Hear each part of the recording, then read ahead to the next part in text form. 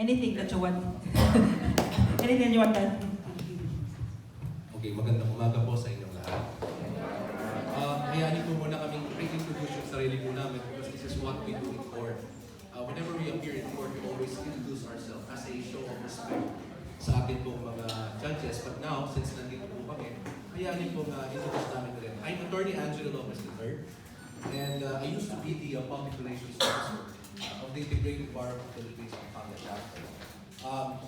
Because I recently filed my certificate of candidacy as councilor in the city, I had to, well, it's not really resignation, but it is considered as automatic resignation. But since this is a previous engagement, I had to finish it para at least after this, papatuloy na po ako sa aking obligasyon sa Cabinet City. Yes, sir. We are here today. This is not really the first time that we've conducted international legal missions, because the very first international legal mission was, it took place in Hong Kong. And then after that, we proceeded through Macau. Yung sa Hong Kong po kasi, that's the very first time that a chapter of IBP na nagkaroon ng international.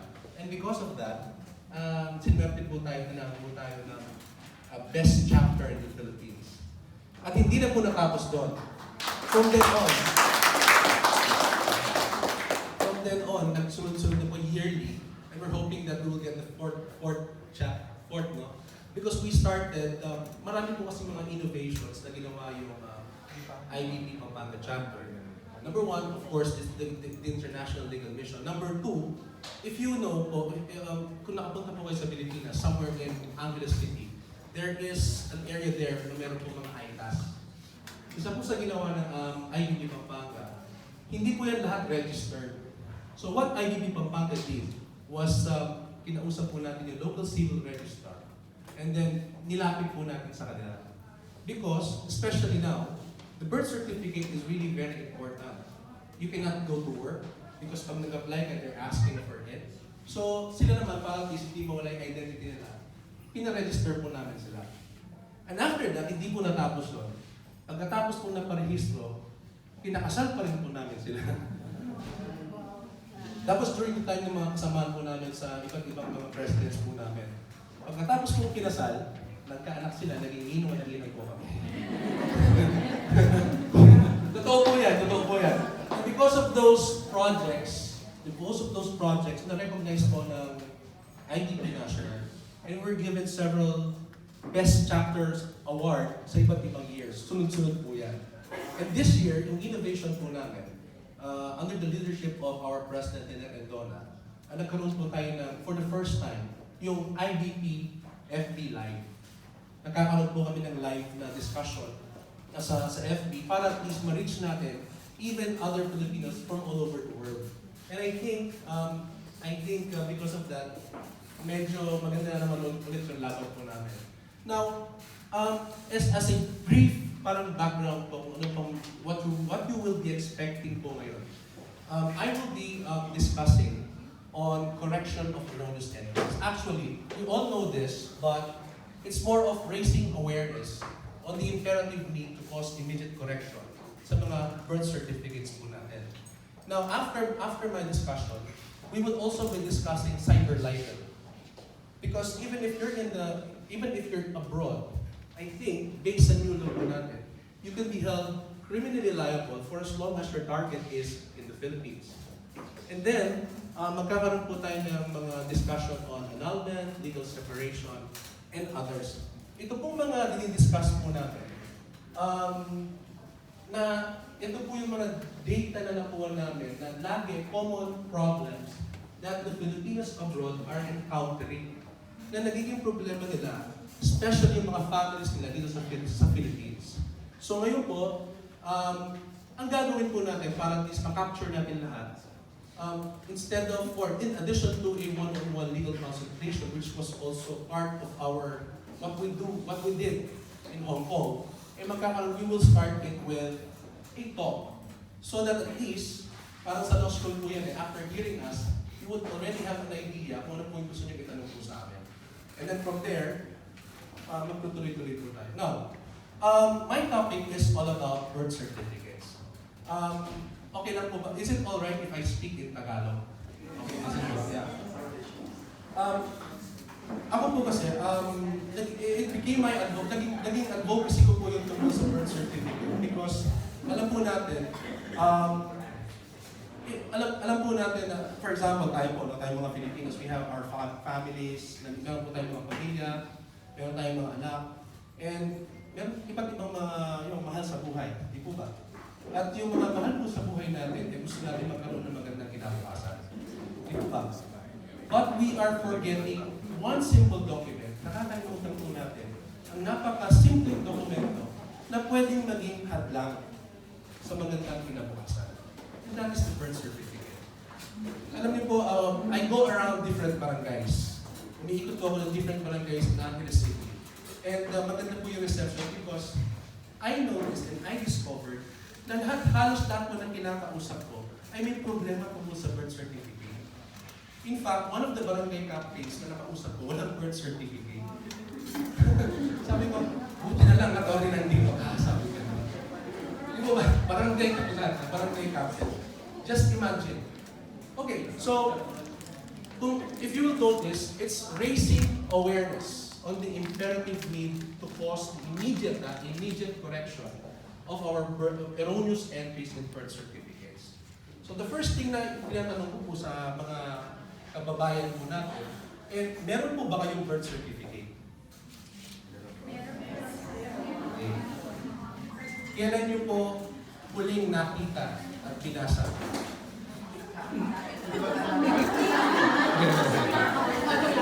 Di ba ba? When was the last time you went over it at chinek ninyo yung laman po niya? Di ba? Marami po akong kakilala na they never, hindi po nila nakita minsan ang kanilang birth certificate. Hindi talaga.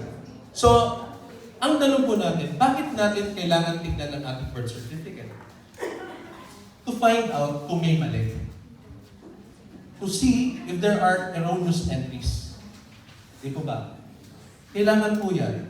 Every single detail na makikita po ninyo sa birth certificate ninyo ay tama. Kasi kung may mali, ano pong dapat natin gawin? Ipaayos natin.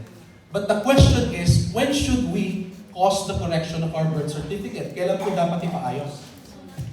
Sa ano pong tingin natin? Kailan po ba dapat natin ipaayos ang birth certificate natin? ASAP, di po ba? Pero ang kompleto po, before you find the need to use it. Hindi po yan ASAP lang eh. Dapat bago pa ninyo kailangan gamitin. Kasi pag kailangan nyo lang gamitin yan at pinaayos nyo ngayon yan, sir, 1 month, 2 months, 3 months, hindi kumakayos siya. Di ba? So, yun po yung sinasabi natin ngayon. We need to have it corrected before we even find the need to use it. That is very important. That is very crucial. And second, bakit natin kailangan paayos siya? Because we want to avoid serious and undesirable consequences. It's a simple document, pero pag pinabayaan natin, malaki ang pwedeng maging consequence negatively sa atin. Meron po akong horror stories. I always share this. I call it horror stories. Because nakakatakot po talaga ang pwedeng maging consequence if we neglect, pinabayaan natin yung tungkol sa birth certificate. And I'm sure, yung mga kababayan po natin dito nakakarinig. Isa po ito when I was still a very young lawyer, so ako po kasi ngayon medyo may edad na. When I was still a very young lawyer, meron pong pumunta sa aking law office. At sabi niya, attorney, sabi niya, I was 20 years old, sabi niya, 20 years old po ako. Noong nagkaroon akong pangarap na makapunta sa Estados Unidos. Gusto ko pong makakita ng snow, sabi niya. Sabi niya, okay, sige. Ano pa pong gusto niyo mangyari? Gusto ko pong gumawa ng halo-halo sa snow, sabi niya. Okay, so anong ginawa natin? Fortunately naman po, sabi niya, meron pong kamag-anak kami na pinitisyon po kami. Okay, so ano nangyari? Ilang taon kayo? 20 years old. But the problem was, hiningan po ako ng birth certificate. Okay, so lalaki po ito So yung saya niya, ang sabi niya, bago ka, Because it's part of the requirement, kumuha ka ng birth certificate mo. So excited siya. Pumunta siya sa NSO, which is now the Philippine Statistics Authority. At yung saya niya, naging lungkot. Alam niyo po bakit? Alam niyo po bakit? Pag tingin niya sa birth certificate niya, babae pala.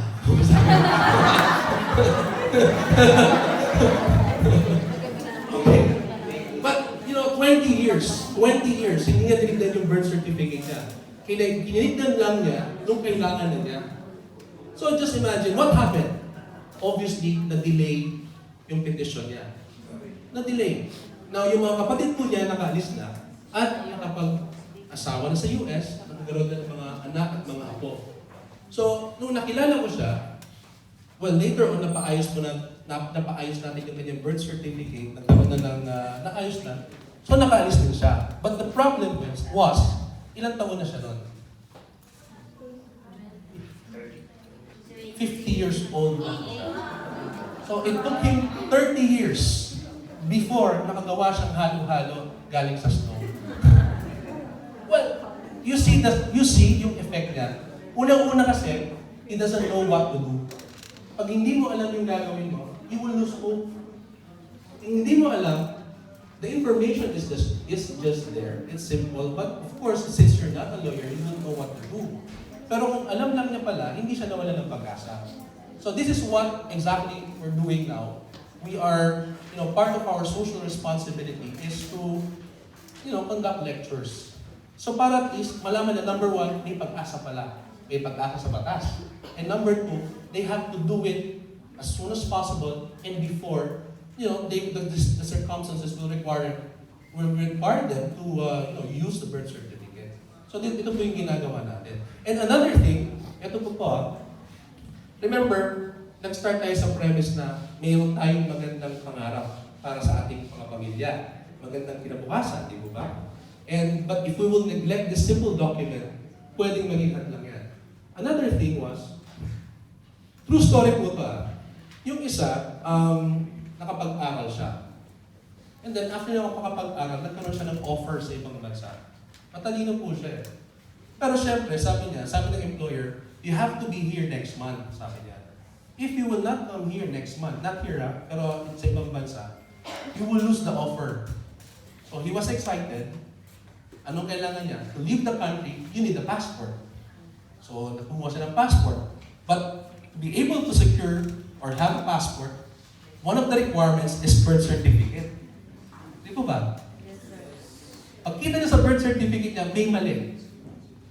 Siyempre, mapapaayos mo yun, pero may delay. But the problem, since tinignan niya ngayon yun, pinapaayos niya ngayon, in one month's time, hindi maayos siya. Hindi siya nakaalis. Ano nangyari? Nawala pa yung offer. So, nagiging hadlang siya sa pangarap na magandang kinabukasan. So, what should we do? You have to take a look at it pag hindi nyo kailangan, at pag may mali, have it corrected even before you find the need to use it. At hindi lang yan pag wala pong mali yung mga birth certificate nyo, tignan nyo yung mga kamag-anak natin. Because connected po yan. For example, you're here, or nasa ibang bansa kayo, gusto nyo kunin yung kamag-anak ninyo. Pag may inconsistency sa birth certificate nyo, hindi nyo yan makukuha. Definitely. Kailangan connect-connectado yan. And even, di ba pag mahal natin yung mga anak natin, even in death, dapat kailangan wala tayong iniiwang problema. Pero pag merong inconsistency yan, tapos nakita niya, yung for example, yung birth certificate, yung death certificate niya, yung mga details. And then yung birth certificate ninyo, hindi consistent. Hanggang sa huli, binigyan mo ng problema yung pamilya niyo. So kailangan yan. These are very simple documents, but we should not neglect them. Importante yan. And then another example, true story, recently. Kumausap po sa akin, sabi niya, attorney, sabi niya. Ako po'y nabintas at nanganak na. So nag-leave po ako sa trabaho ko and I went to SSS, sabi niya. O, anong ginawa ko doon? Ang ginawa ko po, kumuha po ako ng maternity benefits. Okay, so ano nangyari? Hindi po ako makakuha because they discovered yung name ng mother ko at saka yung mga details ko sa SSS hindi tumutugma. So, anong dapat natin gawin? Kailangan ko ng joint affidavit of two disinterested person. Okay, tulungan kita, sabi ko. Attorney, ang problema, walang gustong sumamang magpa-affidavit, sabi nga. Well, yun ang mga problema eh. Kung pinaayos na niya before, hindi na sana kinailangan maiwasan sana mangyari. And then lastly, I used to be the head of the legal department of Clark Development Corporation. And before I went there, my father was the head of the external affairs department. Yung Clark Development Corporation, kung alam niyo po yun, yung parang SDMA, meron pong department doon na yung external affairs department na ang kinikita yung mga corporate social responsibility projects ng Clark. So yung mga staff niya doon, sabi niya, tulungan mo ito, sabi niya. Bakit? Hindi niya makuha yung retirement benefits niya. Why? Because may mali po sa birth certificate niya. So just imagine, he worked there for 10, 20 years, and for that span of years, hindi niya tinignan yung birth certificate niya. Tinignan lang niya nung siya mag-retire. So imbes na magamit sana niya, immediately, ma-enjoy niya yung mga retirement benefits niya, hindi po niya na-enjoy because of what? Error sa birth certificate. That is why, it may appear simple, pero importante po ito at hindi natin pwedeng pabayaan. Kasi pag pinabayaan natin, it will also be the end of our, yung mga desires natin for our loved ones to have a brighter future. So, alam na po natin kayo yan. So the question is, can we prevent this? Pwede natin maiwasan. Paano? Para kailangan, ngayon pa lang, tingnan natin yung birth certificate, at pag may mali, paayos nyo kahit hindi pa na kailangan. Okay po? Now, since alam na natin ngayon, ang question, attorney, kumpletuhin mo na yung discussion mo. Di mo ba? Kung po bang may mali ang birth certificate namin, kailangan po ba namin dumaan sa korte? Di po ba? Do we need to go to court to have it corrected? Alam niyo po yung court, no? Yes, sir. Basketball court, tennis court. Di ba? Mga court of law. Do we need to go to court to have it corrected? The answer is, it depends. It depends. Yung mga sasabihin ko po, hindi na po dadaan sa korte. I do it like this because I also teach in college, mga college students. Ang ginagawa ko na lang more of parang kwentuhan lang. We want to simplify it kasi that is the very purpose kung paano yung pagtuturo is to really convey the message. Hindi na kailangan papahirapan, di ba? So, kwentuhan lang po tayo. So, ang sasabihin po natin po, hindi na po dadaan sa court. So, first is when it involves clerical or typographical error. Clerical. Alam na po natin ito, but it's more of a reminder, a refresher. Because even as lawyers, meron po kayong mga refresher courses na may mga mandatory continuing legal education. So, sabi nila, you say it 3 times, they will not forget it. So, clerical or typographical error? Isa pa, clerical or typographical error. Last na lang. Clerical or typographical error. Halimbawa po, my name. My first name is Angelo. Kumari ang spelling niya A-N-G-E-L-O, but naging I, yung E niya. But if you're going to read it, sounds like pa rin. Angelo. Diba? So, it's an example of a clerical error. Meaning to say, if it's a clerical error, you do not need to go to court. Okay? Now, halimbawa naman yung apelido ko, Lopez. L-O-P-E-Z. Tapos naging S. Read it. Malakas. Sounds like clerical error. Do you need to go to court? No. Mamaya sabihin ko mas po saan. So, pag ganyan ang error, you do not need to go to court. Second is birthday. If your birthday, tatlong bahagi yan, in parts. Month, day, and year. If the error involves the error in the day and month, you don't need to go to court. But if the error involves the year, you need to go to court because nag-change po yung ating edad. Day and month. No need to go to court. Day and month. So, tignan nyo clerical error in the day and month, okay? You don't need to go to court. And lastly, Ito po mga common, these are common problems. Actually, kung 100%, 80%, itong mga sinasabi natin, yung tungkol sa mga errors that we don't need to go to court to have it corrected. Very rare na lang po talaga yung mga may hirap na dumadaan pa sa court. And then lastly, error in gender. Error in gender, you do not need to go to court. Pero meron po, ito totoong tanong ha, totoong tanong. Attorney, paano ko po ba papatunayan na ako ay lalaki at babae? Do ay magtatanggal po ba ng damit at sasabihin, lalaki ako? Hindi po, grave scandal po sa Pilipinas yan. Okay, but later on, sasabihin po natin kung paano. So, if it is a clerical or typographical error, error in the day and month, in the date of birth, at error in gender, you do not need to go to court. So kung hindi po sa court, hindi po basketball court, tennis court, hindi po. Saan po kami pupunta? Tutok na, sir!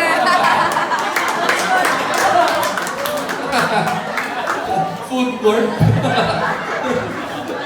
Pwede. Okay, bago yan. Gusto ko yan.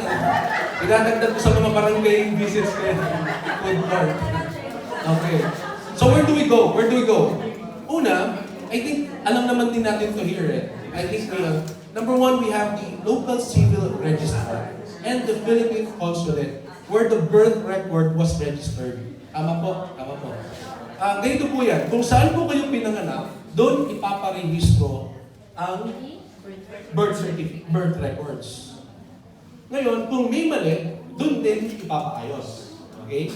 Pero may mga exemption po yan eh. So, for example, you were born in Angeles City at nakarehistro yung birth certificate mo sa Angeles City at na-realize mo na may mali ang birth certificate mo, you go to the LCR ng Angeles City. If it involves clerical error, okay, clerical or typographical error, error in the day and month, and error sa birth gender. But meron naman din po na pinapanganak sa ibang bansa. Like for example, if pinanganak yung anak niyo dito, paparehistro niyo sa civil registry section ng ng local civil ng Philippine Consulate. So dito niyo, as a rule, ipapaayos yan. Halimbawa, ganito po yan. May mga tanong po kasi sa akin doon. Attorney, paano kaya kung, for example, ako, I'm here in Angeles City, but I live in, I was born in Mindanao, for example. Do I need to go back to Mindanao to have it corrected? Di mo ba magandang tanong? Kasi in Angeles City, if you go to Angeles City, not all are really Angelenos, not really are born from there. Meron mga iba. Well, sabi ng batas at saka rules, if it's no longer practical in terms of expenses and transportation, time and effort, kung saan kayo kasalukuyan nakatira. Except if the error is in gender. Except pag gender error. Except. Okay, another scenario. For example, medyo, correct niyo po ako kung anong medyo sa procedure. For example, pinanganak sa Hong Kong and then you transfer to Dubai. Kailangan ka bang bumalik sa Hong Kong? No, ang sabi ng batas or rule, kung saan yung nearest Philippine Consulate, doon ka pwedeng magpaayos. Except again, if the error is in gender. Di mo ba? Alam niyo po, kahit po kami, hindi namin talaga kabisado, but we try to, review this, kasi hindi naman talaga namin na ano to. But when we realize na yung mga kababayan po natin, isa sa mga laging tinatayo to, especially sa mga schools, nakita namin na we can do something. So we're doing these lectures, lumalapit po talaga kami. And alam niyo po, sa Angeles City, naikot ko na po yung 33 barangays, naikot ko 21. Actually, there was a time na wala na po ako ng boses. Pero pag gusto mo kasi, pag meron kang advokasya, meron kang gustong gawin, if you love what you're doing, if you're doing something for a purpose, hindi ka nagkakasakit, hindi ka rin nagsasawa sa ginagawa mo. And it always makes you happy. And when you're happy, you always look young. Diba? I'm already 40 years old. Okay. So, alam na po natin yan, pag clerical or typographical error, error in the date and month and the date of birth, at error in gender, hindi ka na pupunta sa court, pupunta ka naman sa LCR, except when the error is in gender. Now, ito po yung mga nagiging problema. Attorney, busy po ako. Pag umalis po ako, wala na po matitira sa bahay. So pag ako'y hindi nagtrabaho, mawawalan ako ng trabaho. So I cannot afford to spend one day para paayos yung birth certificate ko. So ang question now is, sino yung mga taong pwedeng mag-file ng petition? Requirement, number 1, you should be of legal age. Above 18. Meron po bang taong eksaktong 18 years old? Meron po ba? Is there somebody who, naging eksaktong 18 years old po siya? Ang sagot, wala. Kasi pagka-birthday mo, 1 second, 1 minute, so ganyan, di ba? So kung eksakto ang 18, ano pong ibig sabihin, no? Kailangan mo ng death certificate.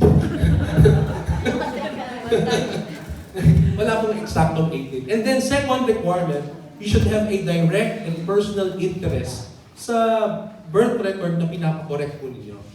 Now, sino po itong mga to? Number 1, ang owner ng birth certificate na may mali. Kung hindi siya pwede, yung spouse. Kung hindi pwede yung spouse, yung children, provided above 18. Kung hindi pwede yung children, parents. Kung hindi pwede yung parents, grandparents. Kung talagang hindi pwede, brothers or sisters. Kung hindi pwede, kung may guardian kayo, pwede. Kung lahat sila kinuha na ni Lord, sino kaya? Boyfriend, pwede. Provided, meron siyang special power of attorney. Okay? Tandaan niyo po yan, ha? Kung wala sa mga yon na sinabi ko, at you're authorizing somebody other than those enumerated, kailangan may authorization siya. Because the law says, or any other person is duly authorized by the person whose birth certificate has error. Okay po? Tama po ba? Now, except if the error is in gender. Kailangan personal. Gender. Okay? Gender. Okay. Kung natuloy mo na, attorney, anong gagawin namin? Pagpunta po ba namin sa LCR, mag-highlight namin? You need to file a verified petition for correction of erroneous entries. I think meron pong form. May form. It must be 3 copies. Verified kasi kailangan under oath. Under oath. But, I think 3 copies po, no? 3 copies. 4 copies na po. Okay. So, kailangan you have to file it sa right number because they will not process it. Kailangan yan. And then, syempre, meron tayong mga supporting documents. Importante po yan, kailangan genuine yan, hindi fake yan, because otherwise, hindi po yan tatanggapin. Okay? So, ano po yung mga kailangan? Number 1, pag may papaayos ka, may mali, yung birth certificate mo kailangan na rin mo yan. Because silang pinapaayos mo galing sa Philippine Statistics Authority. Importante po yan, kasi remember, meron po tayong national ID law, di ba? And the agency that will be handling the ID is the Philippine Statistics Authority. So what does it mean? Ibig sabihin, magiging base yan, one of the bases will be our birth certificates. But I think wala pa yung rules, implementing rules and regulations. But when that happens, well, the birth certificate is really very important. So second, I think meron kayong checklist, pero I'll just going to run through yung kailangan lang sa batas. Sabi nga, you need at least 2 of this private or public document, at least 2. Number 1, example po yung baptismal certificate. Voter's affidavit. Bank passbook is okay, acceptable. Certificate of land transfer. Mga land titles, pwede po yan. Insurance, mga NBI police clearance. At least 2 lang po yan, pwede yan. And then you keep the official receipt. Because the official receipt is part of the requirements. Okay po? May nasa site naman po natin din, makikita natin mga listahan nila. You have to bring that. Pero ang question is, may additional document ba na kailangan submit? Yes, if it is an error in gender. Ano po yung kailangan? Medical certification coming from an accredited government agency. Accredited government physician. Remember na, government physician. Tapos accredited government physician. stating that hindi ka nagpa-sex transplant or sex change. And then merong publication yan, so yung affidavit of publication. Kailangan kumpleto po yan kasi hindi po yan maayos. Remember, you're trying to prove something. If you're proving something, kailangan may ebidensya. Ha? Ang sabi nga, ang ebidensya ay hindi nagsisinungaling. So, kailangan po yan kasi you have to understand na yung mga tao, yung mga government agencies na nag-ayos yan, wala po sila na nangyari yan. So you have to convince them that yung sinasabi po nyo is tama. Para yung judge, hindi pwedeng emosyon lang po yan. Kailangan may ebidensya ka kasi remember, wala siya doon. So huwag niyo pong sabihin, huwag niyo pong isipin na kailangan alam ni judge o hindi. Nagdidepende yan lang yan sa ebidensya or documentary evidences na sinasabit po natin. Kasi otherwise, hindi pwede mapoproseso. Kaya kailangan kompleto. Now, if the error is in day and month, in the date of birth, ang kailangan natin clearance from authorities. For example, employee clearance, employer's clearance, police clearance, and other clearances from these agencies. And then yung affidavit of publication. Okay po? Yun lang po eh. Pero meron akong additional topics. Okay.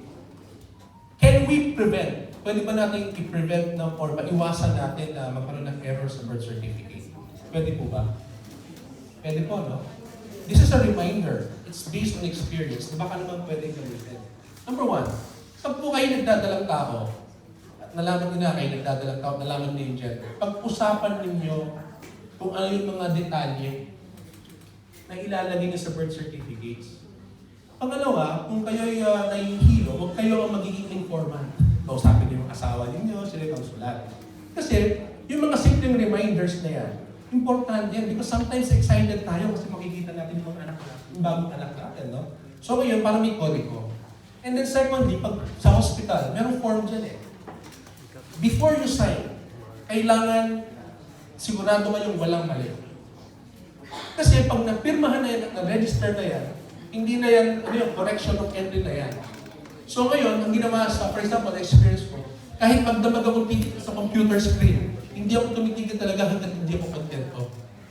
Because I know na pag pinrint na yan, at pinirmahan ko na yan, at nasubmit na yan sa local civil register, meron ng registry number yan eh. Correction of entry na yan ang susunod. Okay po? Now next. Ito yung iba naman talagang tinitingnan nila, but the problem is they are trying to fill out some details na they think under the law tama. Di po ba? Pero mali po pala. Kung ang paniniwala lang tama, pero mali naman sa ilalim ng batas, mali rin yun. Halimbawa, sino po yung merong compound middle name? Compound. Alam po yung compound, yung dalawa, two parts. Like for example, De La Cruz, De La Paz, etc. etc. If they will ask you, what is your middle initial? May iba sabi nila C. Yung iba D. Yung iba DC. Pero sabi ng Philippine Statistics Authority, D. Yung unang letra ng unang bahagi ng inyong compound middle name. That is the middle initial. Tignan niyo po yung website na.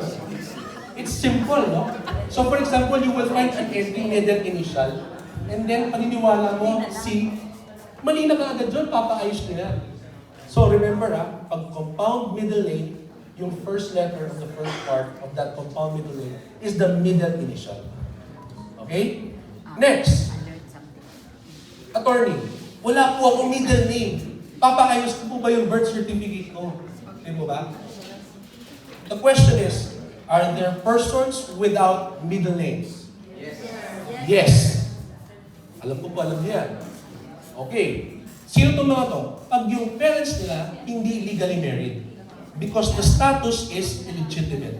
And under the law, when the status is illegitimate, ang sabi niya, you are only allowed to use the given name and the surname of your mother without mentioning yung middle name. So anong ibig sabihin niyan?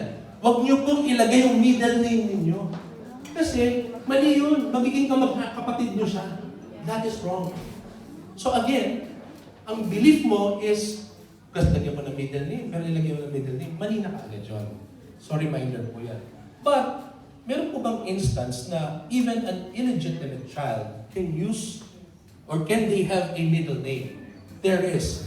Yes, there is if the father acknowledge their paternity and allowed them to use the surname. Pwede po yun. In that case, meron ng surname yung bata, may middle name na siya, middle name na yung surname ng mother. So how do you do it? For example, siyempre pag pinanganak ito yung informant, meron makikita yung likod ng birth certificate, yung affidavit of admission of paternity. Okay, kung nandiyan yan, walang problema, papagamit yan.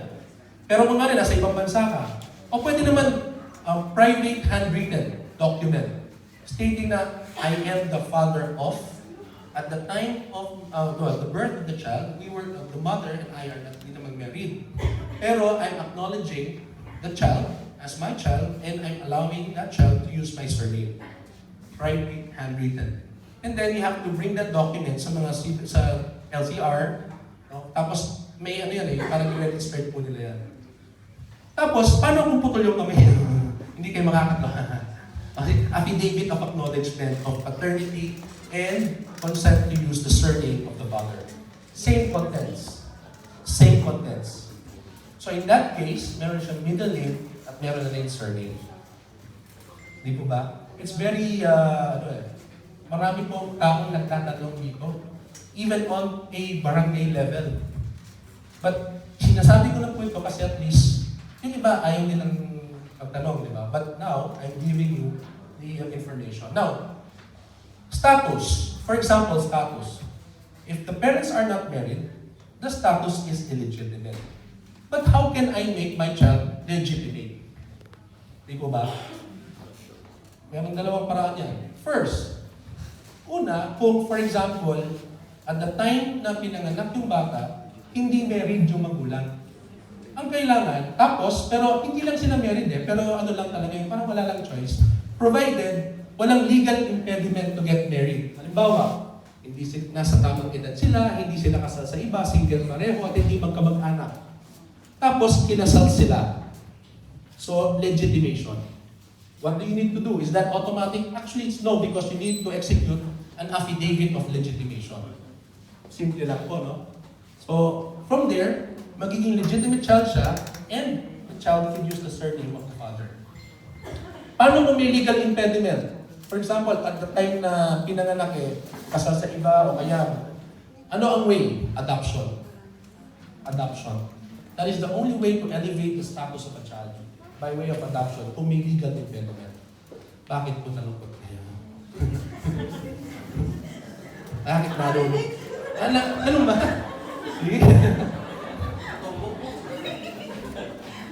So, affidavit of legitimation. Okay? Okay, and lastly, ito po yun. Attorney, ito tinanong po sa akin, I have no intention na pag-awayin yung mag-asawa. Okay, but may nagtatanong po kasi sa akin, Attorney, kung ako po ay kinasal, kailangan po ba talagang gamitin ang apelyido ng asawa ko? Di ba? Di ba? Okay. Ang sabi ng batas, walang sinasabi yung batas actually. Ang sabi niya, if you want to use the surname of your husband, you have 3 choices.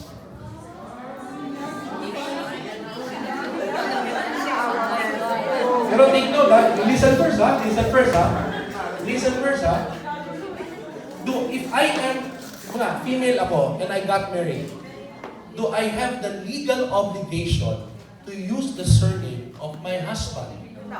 The answer is, wala po. No legal obligation. Ang sabi lang ng batas, if you want to use the surname of your husband, may 3 options ka. 3 options. First option. Pero sandali lang, So kung ganun pala, paano kung ginamit ko na? Pwedeng ibalik? Yes, except sa passport. The moment you use the surname of your husband sa passport niyo, hindi niyo na mababalik yun at least sa passport. Passport kasi batas po nagsasabi po kasi. Passport.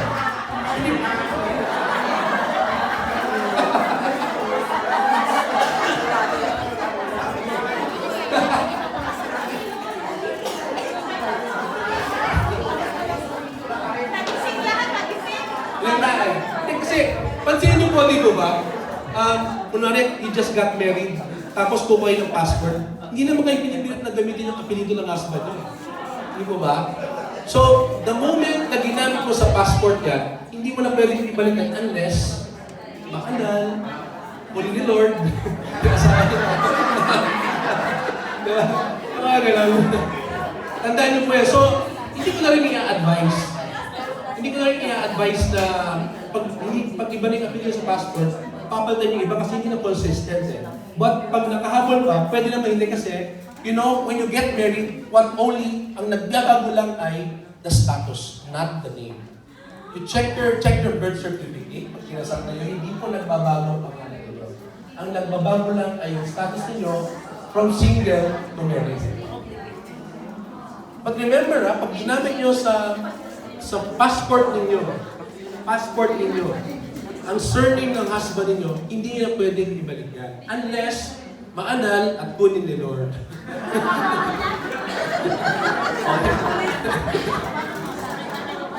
Tapos, yung pag-legal separation, legally separated kayo, ito yung rule.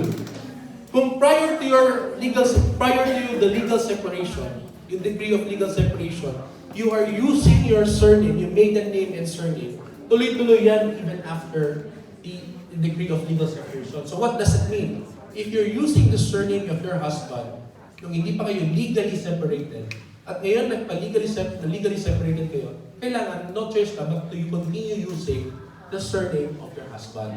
Yun ang rule, ha? Yun ang rule. Okay? Kahit ako hindi ko alam din dati, pero pinag-aralan.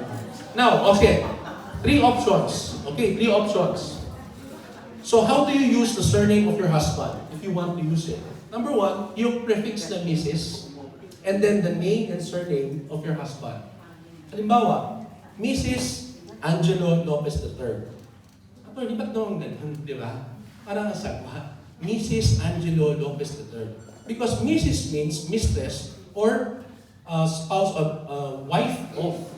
So imagine, kung nilagay niyo yung Mrs. sa tabi ng pangalan ninyo, asawa niyo yung sarili ninyo. So Mrs. Pero kung gusto niyo talagang gamitin yung Mrs., yung acceptable, put open and close parentheses sa Mrs. Mrs. tapos yung pangalan ninyo. Ngayon, kung talagang ayaw ninyo, Miss, MS. Yung Miss, MIS, single kayo. Okay? So, kung gagamitin yung Mrs., kailangan ang susunod dyan yung pangalan ng asawa ninyo. Kaya lang kung medyo hindi kayo sanay, lagyan nyo ng open and close parentheses. Kung masyadong marami sinusulat, MS na lang. Ganun po yan. And then, syempre, yung next na pwede nyo gamitin, yung pangalan ninyo, surname ninyo, at hyphen, tapos apelyido ng asawa ninyo. And lastly, yung name ninyo, surname, middle initial nyo, tapos yung surname ng husband ninyo. So, sabi ng batas, pag kayo'y kinasal, wala kayong legal obligation to use the surname of your husband. Ang binibigay lang ng batas, 3 options on how to use the surname if you will choose to use the surname of your husband. So yun lang po. Maraming salamat po sa inyo.